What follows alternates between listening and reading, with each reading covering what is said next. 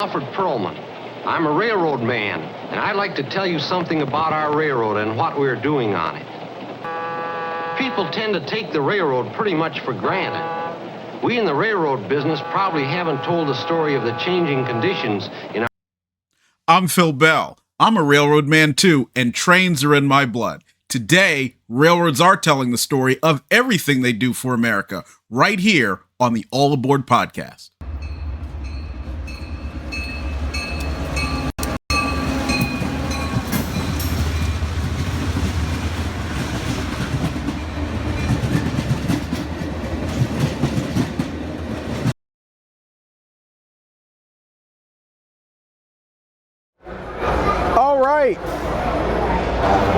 All right.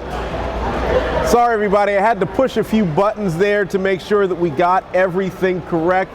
This is Phil Bell, PB Chris, Mr. 645, your host here at the All Aboard podcast by All Things Trains, and I am so excited to be here for day 2 of the Greenberg's Train and Toy Show. If you didn't see our episode yesterday with Nancy Neeson over at Delaware Dolls, please check it out. It's got a lot of really neat stuff because as we love trains, trains are amazing. We're at the Greenberg's Train and Toy Show, so don't forget about the toys. There's a lot of other good stuff. And the reason I mention that is because if you are hanging out with people, whether they're your family or your friends, and they say, I don't really like trains, that's not for me. A, you might want to reconsider who you hang out with, but B, remember that there's a lot of other items here too. So pretty much anybody who has a hobby or loves to collect, this is the place to come. Now, we are going to talk today about one of my favorite issues of Trains magazine, and that is this one, the October 1972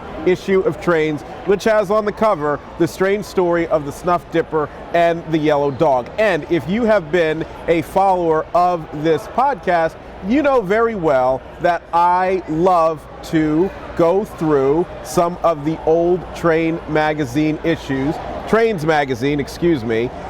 and talk about some of this. And part of the reason why is because so much of what we see today in the railroad industry started a while ago. And in some cases, it started a long, long time ago before anybody started to really take notice. So that train that you see going down the track today and every procedure and everything associated with it started a very, very long time ago. And so I wanted to bring a lot of that out so you have an opportunity to see that. Now, before we go a little bit further, I want to give a shout out to our sponsor, TrainTeeks.net. That is TrainTeeks.net. So I got to know this great family here at the Greenberg's Train and Toy Show in Chantilly over here at the Dulles Expo Center.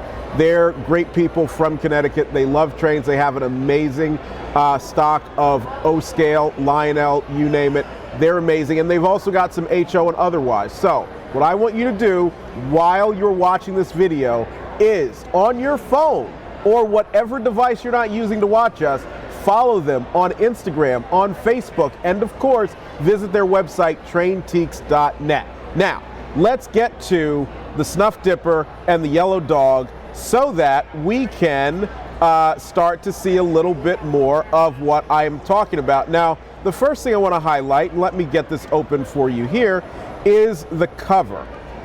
And I always like to highlight the covers of Trains magazine of this era because at the time David P. Morgan was the longtime successful editor of Trains. And what David always did was made these covers unique so that somebody who wasn't necessarily plugged into railroading might be interested and pick that up and say, let me take a look. And that's not a surprise because David P. Morgan, while he loved trains and he was a rail enthusiast through and through and a railroad journalist through and through, he was also someone who loved the written word and did everything possible to bring that out in everything that he did. So, looking at this cover right now, the strange story of the Snuff Dipper and the Yellow Dog, right there it makes you ask questions. Well, what is the Snuff Dipper? That was a Texas and Pacific 210-2, and it was the Snuff Dipper because it was powered by lignite coal. Now, you're probably wondering, well, Phil, I've heard of anthracite coal, I've heard of bituminous coal.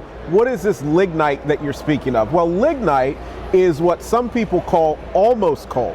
It's somewhere between peat which is a predecessor to coal, and that's PEAT. And then bituminous coal, which we typically call soft coal. Lignite is very, very plentiful in Texas, and that's why it was used extensively to run a lot of the power plants out there that were owned by TXU, which was later Energy Future Holdings, until many of them were retired in the mid-2010s. So a few years ago, I did a project trying to figure out how to move more PRB, which Powder River Basin coal, which is known for having a low sulfur content, to some of those coal plants, Big Brown being one of them, the one that I remember very well. But there were three big ones that were looking at it. And as you know, I tried to start my own railroad, and I also looked for any other opportunities where I could help those who were looking for rail service in some form be able to, make themselves avail themselves, I should say, of my services, aka so I could make money and go buy some really neat trains. So that's what I did, and that project involved examining the lignite coal that they ultimately burned, and how PRB, Powder River Basin coal, which is primarily moved by Union Pacific and BNSF, actually it's entirely moved by those two. It was previously moved by Burlington Northern, of course, Chicago and Northwestern, Union Pacific previously before the CNNW was merged away. And to see how to get that there and get rates that were reasonable. Now, ultimately, what they decided to do was shut down a number of those plants and sell some of the fleet, the rail fleet that they had, to move the lignite and eventually the Powder River Basin coal as well from where it was received to where it would be burned. Now, a lot of those plants were considered to be mine mouth plants because they were very close to the mines where the coal was, the lignite, was extracted. But ultimately, what it really meant was there had to be some transportation. They had conveyor belts, but really trains did play an important role. And so it's no surprise that the Texas and Pacific, being a railroad based in Texas, and that was partly for the rules that every railroad at one time that served Texas had to be based there. And that, by the way, is why you saw some subsidiaries of some of the larger railroads, the Missouri Pacific being the biggest one, the Texas and Pacific being the most notable of that, but also others like the Texas and New Orleans, which was part of the Southern Pacific family, having been there. And so it's no surprise the T&P would attempt to go ahead and burn lignite coal in at least one of its locomotives. And this tells the story, the Snuff Dipper and the Yellow Dog tells the story of that locomotive, the Snuff Dipper, because of the lignite coal, and the Yellow Dog, a freight train that it was utilized on as they were testing it. Now, moving on to the next page, which is the inside cover, there's an ad by the Southern Railway, and let me just read a couple of the lines from this ad. It says, let's say Southern is considering rescheduling the 7 p.m. freight out of New Orleans for 3 hours later. It could then pick up late arriving shipments and move them out sooner. But how would this change affect connections at Birmingham, Chattanooga, other terminals? Would service improve overall? To get such answers fast on a system-wide scale, we're using advanced computer techniques. And this, far more than being just an advertisement with the Southern Railway's tagline, Southern gives a green light to innovation, tells you a lot about who the Southern Railway really was and what was going on. Now, the Southern for a long time was a lot like almost every other railroad in the United States. What did they do? They moved passengers, they moved freight, and they used it using the time-honored techniques that would evolve gradually. But there was one big problem that the Southern faced.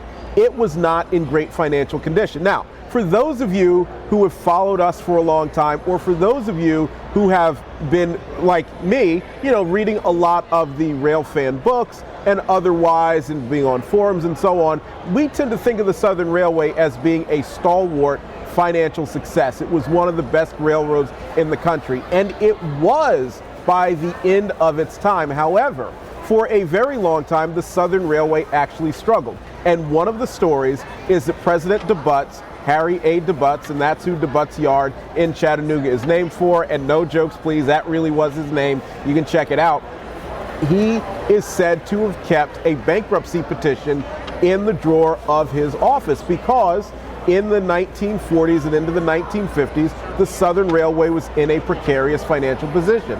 One of the things they did to get out of that precarious financial position was to hire and promote and give charge over so much of the company to a man named D.W. Brosnan, Dennis William Brosnan, better known as Bill Brosnan. Now, there's a lot out there when you think of him. The most notable that people think of is Brosnan Black, because Mr. Brosnan decided to get rid of the apple green or sylvan green, depending on, who tells you what the name of the color is, that was used on their diesel electric locomotives, as well as some of their steamers, like the PS4 Pacifics. The E8s, of course, wore it and looked incredibly good in it. But we also forget that a lot of their freight locomotives, like some of the Jeep 7s and so forth they had, also wore that early in their days.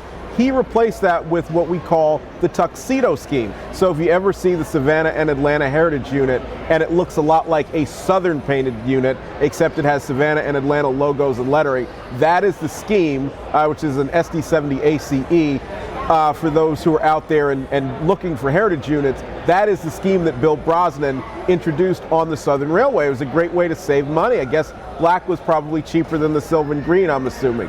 Other things that he did was he mechanized a lot of activities. For a very long time, you had what were called section gangs all over the railroad. It was their job to maintain a specific part of that railroad line. So they were all, you had plenty of people who would do the manual jobs of lifting up the track, putting cross ties in, new cross ties, removing old damaged cross ties, spiking everything back into place, dumping ballast, you name it. Well, Bill Brosnan said, these people are costing us a lot of money to have there. So what are we going to do? We're going to get machines that are able to do it. So he spearheaded, both internally and with suppliers, the development of machines that would solve this. So a lot of what you see now, whenever you're out there and you see a work train, and you might see them doing things like laying welded rail and pulling old rail up, or spiking the track down, or tamping, or otherwise, a lot of that got its genesis with Bill Brosnan and the Southern Railway, because they were saying, look, we're in a precarious financial position, we want to get better, and we are not going to continue to spend the large amount of money that's necessary to keep the section gangs employed in the way that they are. Another thing that Bill Brosnan did that was so noteworthy was Big John. And Big John was the very large hopper car that we talked about previously on this podcast during season 1 that allowed the Southern Railway to offer lower rates on its grain. It allowed them to offer lower rates on the grain. I say that twice because they could carry more in one hopper car. The only problem was there was one little group of people that didn't like the idea of having lower rates on those cars being offered, and that was called the Interstate Commerce Commission. And they were acting in large part because there were another couple of groups of people who didn't like that idea, and those are your barge line operators who didn't want the competition. So they fought that all the way to the Supreme Court because the Southern Railway wanted to lower rates as opposed to raise rates. And that's an example of what the regulatory infrastructure looked like with the rail industry when we were in the 1940s, 1950s, 1960s, and 1970s under the Interstate Commerce Commission. Most people, when you hear government protection, consumer protection, government regulation, and so on, they usually assume it's to keep prices down, but actually it was to keep prices high when it came to railroading, and that's why regulation failed so miserably. It was a terrible idea for the government to be setting prices, but it was even more a terrible idea for the government to be setting prices high and jacking them up, because who wanted to pay it? Nobody. So that's when they said, screw this, we will ship by truck as much as we possibly can, even though truck, interestingly enough, was regulated at that time too. But where I'm going with this and why I mentioned it is what Mr. Brosnan and his legacy was at this. By this time, he was, of course, gone from the Southern. He was the only president and CEO they had that when he reached the mandatory retirement age of 65, they told him, you know what, you're too old, you gotta go. Because he was kind of, a little bit of a loudmouth, and they really didn't take kindly to him, even though he did a lot of very good things for the company. But Mr. Brosnan really did inculcate a spirit of innovation and growth. So this ad that says the Southern is the root of innovation, their tagline, Southern Railway System that gives a green light to innovation, that's what it was, and that would be a lot their as the 1970s wore on in the Southern's final decade as an independent railroad. That was very much directly from Bill Brosnan himself.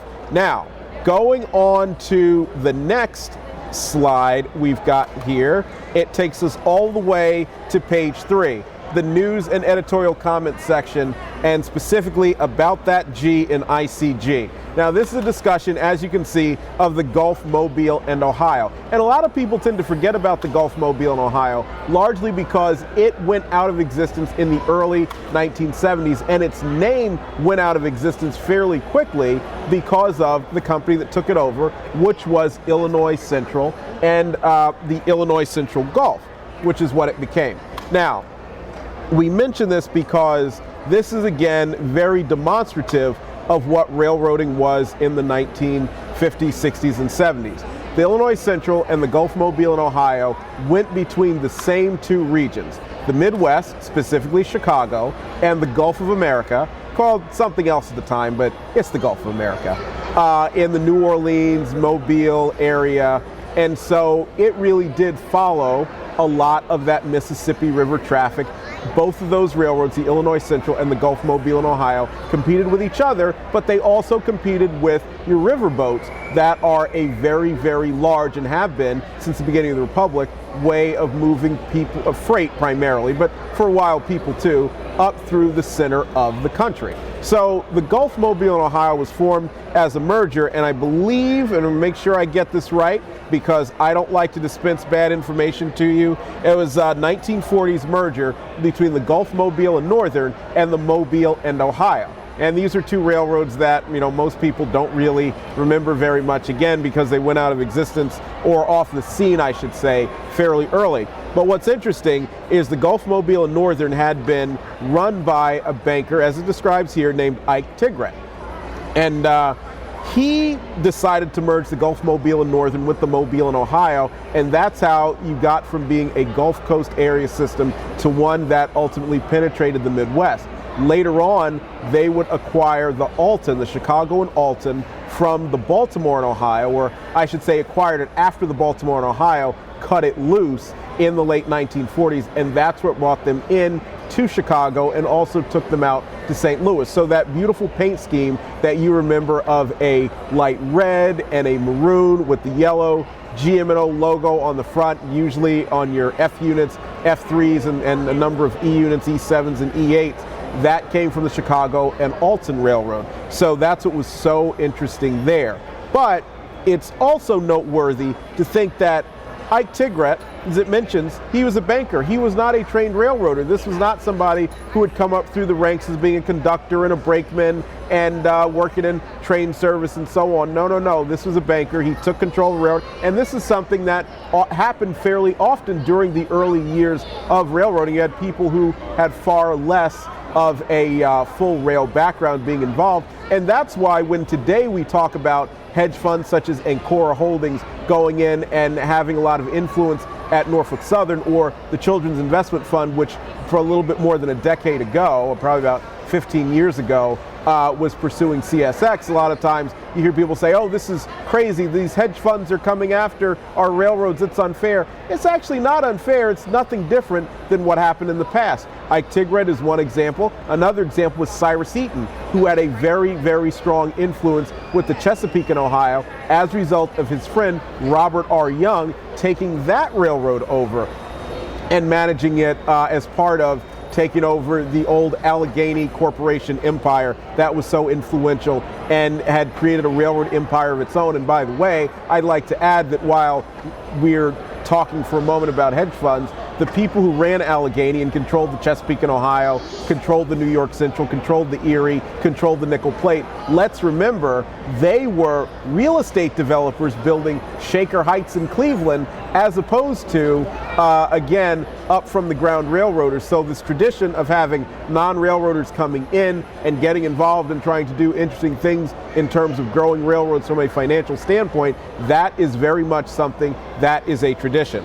But what is so interesting about this blurb that David P. Morgan does about the Gulf, Mobile, and Ohio is he talks about how the GM&O at one point took its dividend from 50 cents a share all the way up to $3.90 a share, which would be pretty substantial. Now, of course, there's different ways that you judge a dividend, but generally something that high where you have a full dollar plus attached to it is substantial. And that it was actually at times a better performer financially than the Illinois Central, which ultimately took it over. Now, as we know, the Illinois Central would take over the Gulf Mobile in Ohio, and then as the 1970s became the 1980s, the resultant Illinois Central Gulf would change its name back to Illinois Central. And sadly, so much of the Gulf Mobile in Ohio, beyond the lines that are toward the northern part of the system, were abandoned, and that goes with the side-by-side parallel mergers that the Interstate Commerce Commission really wanted to promote and sadly did for so long, because they were the belief that less rail infrastructure will somehow be better. Shocker, it's not. You need more, not less. But you would see that, and so ultimately a lot of the GM&O sadly was lost, and that's why the Illinois Central, now Canadian National, is the primary way of moving traffic from the Midwest to the Gulf of America, although CP, Canadian Pacific, through its merger with the Kansas City Southern, has started to challenge that to a certain extent, although they do go to the west. Port Arthur, Texas, a little bit further west at the Gulf of America. Now, I always love to, with Trains Magazine, go to the arrivals and departures section because there was so much interesting that would be here, these very, very short blurbs. And in today's, or I should say this month's arrivals and departure, there were a couple of very interesting things that kind of stick out. This one, Paw Power. C&O B&O are introducing a new image on 85 new EMD GP40-2s. The new scheme features chassis system on hoods with a kitten in a paw-on-pillow format inside the C. Colors, yellow body, blue roof, and side frames, silver trucks. AKA, this is better known as the yellow, vermilion, and blue famous chassis system scheme that is so well known, not only within the rail industry, but within rail fandom and model railroading, and has been really a generational iconic scheme for so long. Of course, you know, the scheme it's called yellow, vermilion, and blue. They always like to make sure you get the vermilion as the red-ish color there. But this debuted that month. What's also interesting, though, although a lot of the paint on the trucks would end up being the blue, the silver was originally introduced with that new scheme. Another and you have to excuse me for a second as I take a sip of tea here. Another interesting story that came out during this time is Saunders cleared. It says former Penn Central, the Securities and Exchange Commission is unhappy about former Penn Central officers selling their stock while it fell from $88.50 a share to $10 as the system slid toward bankruptcy. But SEC has specifically cleared former chairman Stuart T. Saunders, who didn't unload his 45,000 share block, even though it represented virtually his whole fortune. So, we talk a lot on this podcast about Penn Central and the impact that it has on the rail industry even today. And most people say, look, Penn Central, it was terrible, we hate Penn Central, and only recently have people started to kind of appreciate it a little bit more in a different way with the coming of the Norfolk Southern Penn Central Heritage Unit and also one on Metro North. But it's important to remember, as much as we lampoon Penn Central for being the largest railroad bankruptcy in history, and at one time the largest bankruptcy of any sort in American history, let's not forget that the much maligned Stuart Thomas Saunders, who was a big architect of Penn Central, and also the person who is most blamed for its downfall, although as we've examined, that downfall came from a myriad of sources, started out over decades, and it is a merger that never should have started, even though it was ultimately successful, as we talked about in one of our episodes, which of course we will link below in season 3. Stuart Saunders, he went down with the ship. The majority of the money that he had, the majority of his wealth, was tied up in Pennsylvania Railroad, later Penn Central stock. And so even as it was becoming apparent that Penn Central was in trouble and it was getting in more and more trouble by the day, the CEO, the guy who was in charge, held his stock and he did not sell. And frankly, I gotta say, even though that ultimately proved to be a bad thing for him, that actually does show that he was committed to doing the right things. Now, I'm sure we'll go back and discuss Penn Central a little bit more and how I would have handled it. The short story is I never would have actually merged the railroads together. I would have actually merged the non-rail assets together, which is ultimately what happened with Penn Central. The non-rail assets came together as the Penn Central Corporation, and they actually grew the company after the Penn Central bankruptcy concluded, and then eventually sold off assets until it became part of Carl Linder's enterprise, where it remains as technically an auto insurer as part of Great American Insurance Holdings, that enterprise out in Cincinnati. But I thought it was notable that Stuart Saunders is mentioned here. Now, I want to move on to the railroad news photos. I always loved the railroad news photos when I was a kid, that section of all the Trains magazines. Now, partly that's because when you're a kid and you're not quite yet used to reading all those words, those pictures can be very, very helpful. And they still are very, very helpful today. So what you see right there is someplace that's very close to me, which is the Sykesville, Maryland train station. This is during the aftermath of Hurricane Agnes in 1972. Hurricane Agnes is known as the storm that not only killed my favorite railroad, the Erie-Lackawanna, but this also ended any prospect of what's called an income-based reorganization of the Penn Central, aka being able to reorganize the Penn Central without having to get a bailout by the federal government, which is what it ultimately received when Conrail was created. But as you can see, both with the Sykesville, that's the old main line of the Baltimore and Ohio, at the time then part of the Chessie system, as we mentioned a few minutes ago. Now it's the old main line subdivision of CSX Transportation.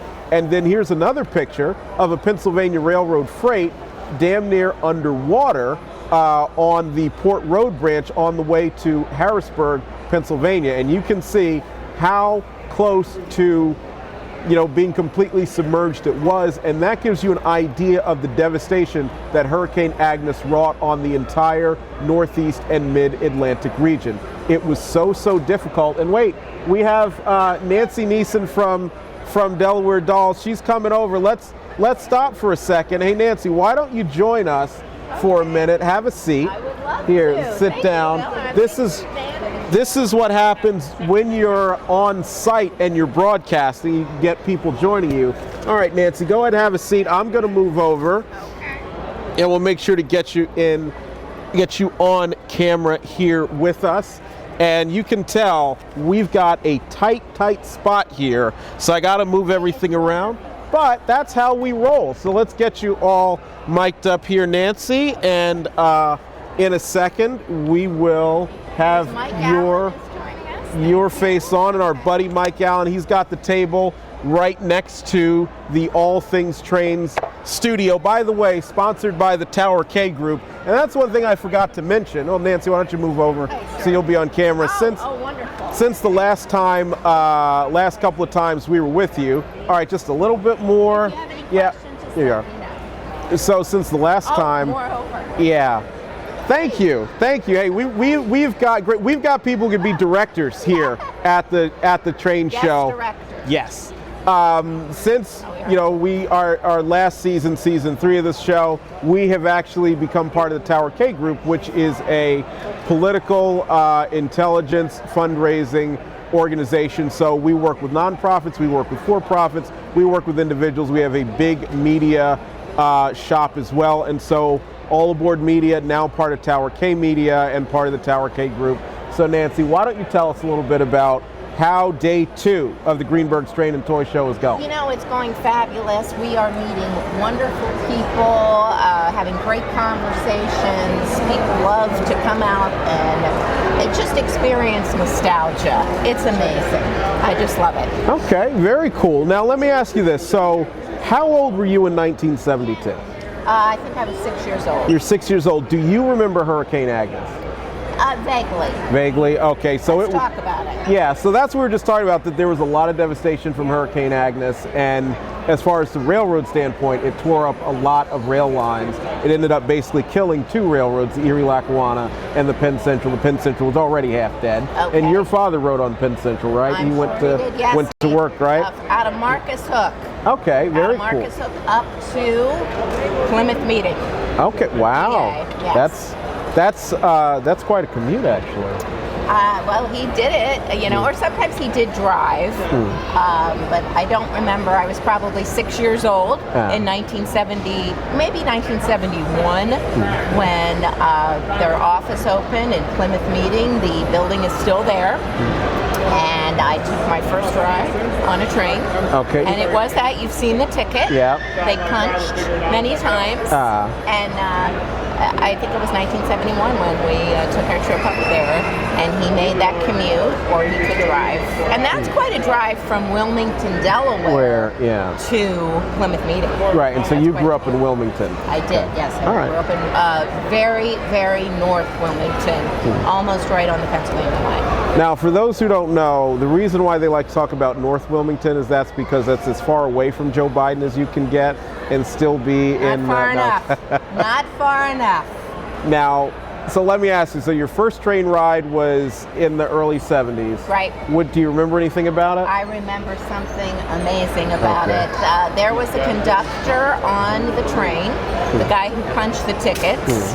And I think the punch, is that a hole punch? It's a hole, yeah. Okay. It is like a hole punch like you'd use for a piece of paper. Okay. Yeah. Well, it had a unique pattern to it. Yeah. Well, anyway. Because you don't want just any random person doing it, or else they'll be able to, get your revenue or not get your revenue, depending on, not get your revenue.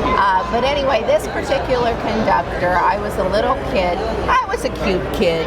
I was. I don't know what happened, but at the time I was. Now wait a minute.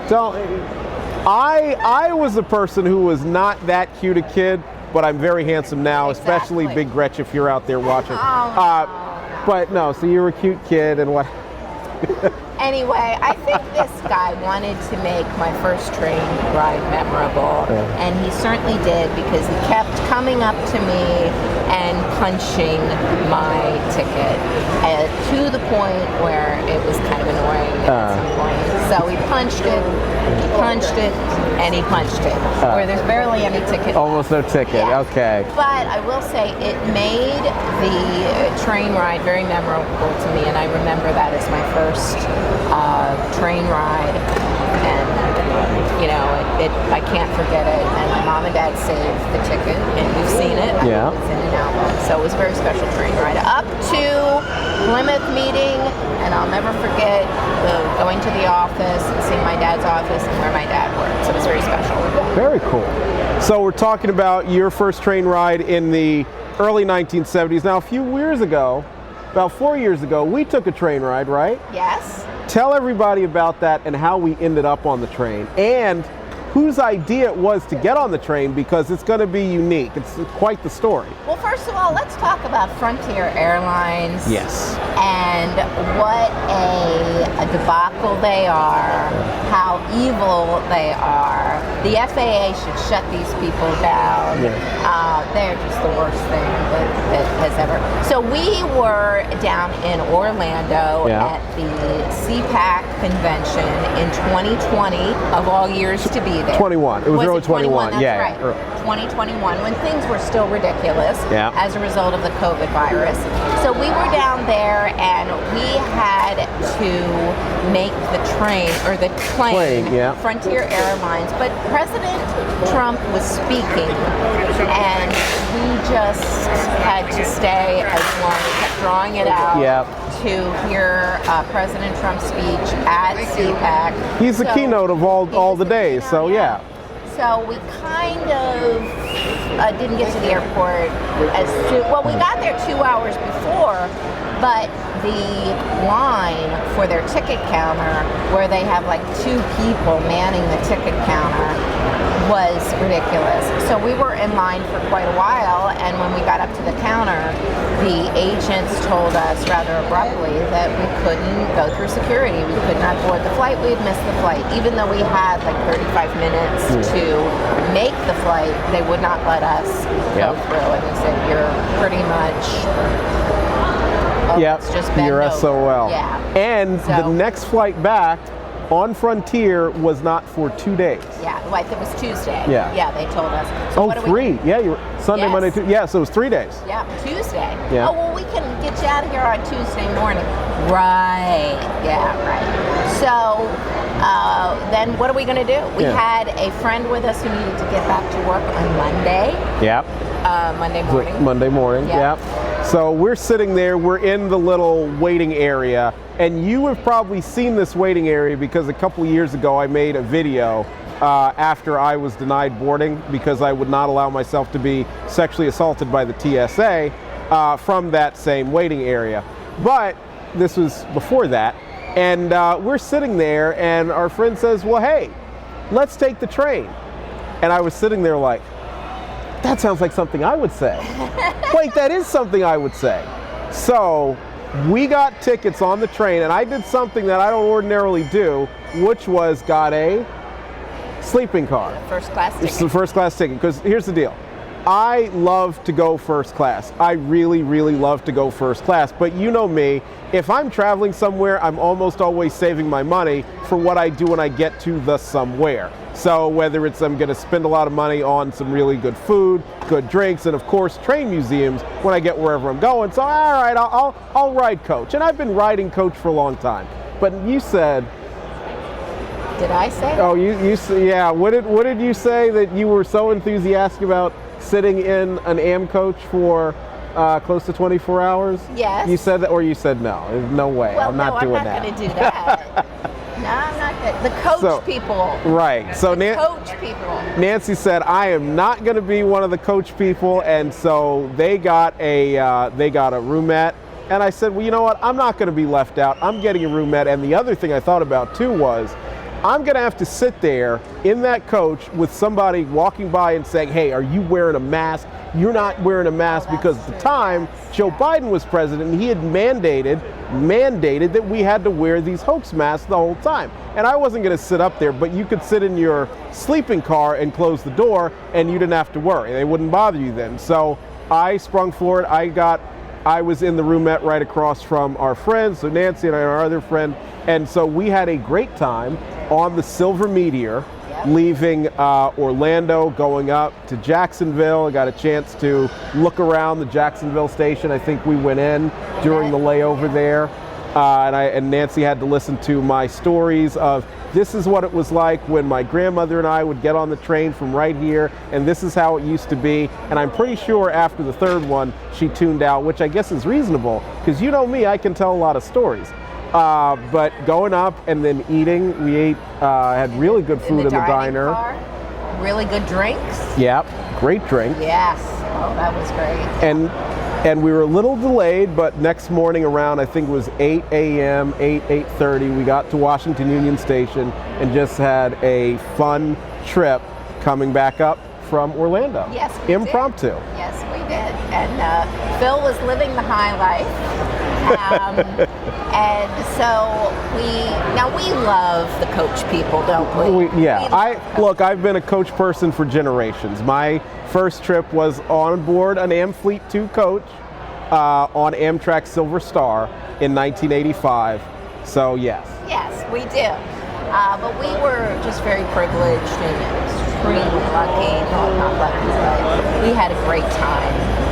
That was a wonderful experience, and I think that actually was my first train ride in 50 years. Wow. Well, it had to be, because the Penn Central, there was nothing else after that at all.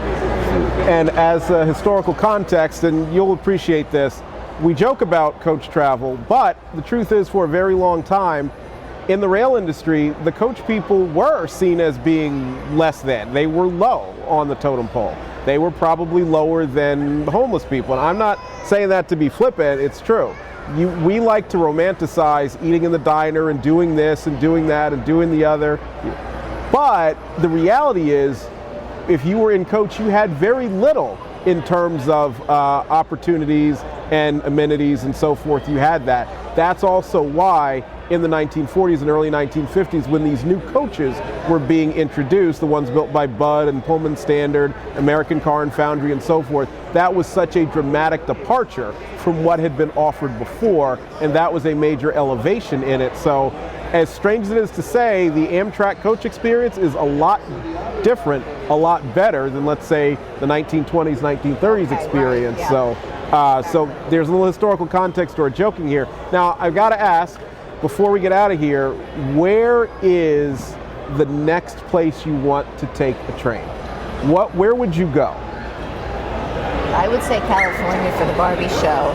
Okay. Sherry's Doll Show in Buena Vista, California. Can I do that? You can.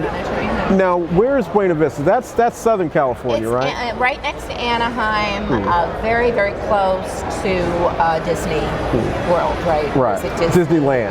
Disneyland, yeah. And Knott's Berry Farm. Okay, now interesting, Knott's Berry Farm. They have good cookies, right, at Knott's Berry Farm. Is that they got great jams and jellies too. Yeah. Okay. I mean, anything for the sweet tooth. Yep. So if you were going to do that, since we're in the DC area, you take the Capital Limited. Okay. And I know some of you out there are going to say, no, it's called the Floridian now. It's the Capital Limited. I refuse to recognize this bogus Floridian train from Washington Union Station to Chicago, and then the Southwest Chief, the former Super Chief, and El Capitan combined to Los Angeles. So you take that, and I'm assuming you take the sleeper, right? Absolutely. You're not going to ride for 2 days or three days in a. No. Yeah. But that would be a wonderful trip. See the country. Don't you think you would recommend it? Absolutely, I would recommend it. Now I'm going to put you on the spot. If you do it, will you take some video for us and bring that back to the All Aboard podcast? Absolutely. I will be happy because I am producer Nancy, so I will be very happy to do that for you. All right. Well, thank you so much. Now, what we're going to do in our next episode, we will conclude with our examination of the October 1972 issue of Trains Magazine. But what we're going to do now is, before we go, make sure to shout out our sponsor, trainteaks.net, and we will, of course, get out of here, go down the line, and as always, stay sharp, stay strong, and stay free. And by the way, I'm trying to push buttons here as we make it all work. So sometimes, because producer Nancy's in front of the camera, not behind it, that's the difference. So we will see you soon.